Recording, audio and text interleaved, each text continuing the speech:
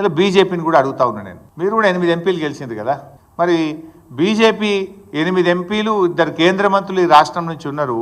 ఎందుకు? ఎతుకదినదానిక లేక మొత్క సావనిక? దేనికోసం? 8 ఎంపీలు 2 కేంద్ర మంత్రులు ఉంటే ఏం లాభం?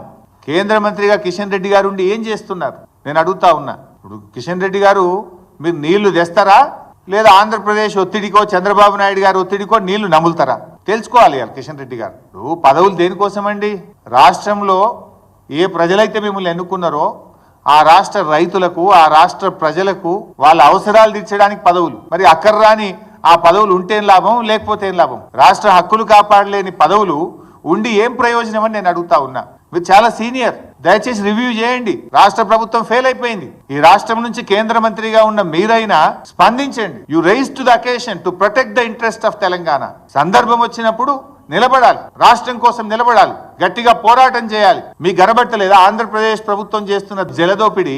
కిషన్ రెడ్డి గారు గనబట్టలేదా? రేపు సాగర్లో నీళ్లు తగ్గితే మీరు ప్రాతినిధ్యం వహిస్తున్న సికింద్రాబాద్ పార్లమెంట్ నియోజకవర్గ ప్రజల త్రాగునీటి అవసరాలు కూడా ఇబ్బందుల్లో పడతాయి. కృష్ణా బోర్డు మీ పరిధిలోనే ఉంది కదా కిషన్ రెడ్డి గారు, మీరు రివ్యూ చేయండి.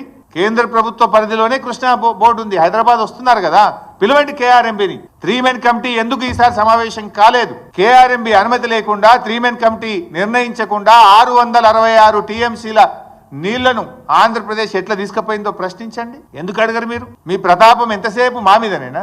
రాష్ట్ర ప్రయోజనాలు కాపాడడం మీద మీ ప్రతాపం చూపండి, మీ సత్తా చూపండి. ఈ రాష్ట్ర ప్రయోజనాలు కాపాడండి.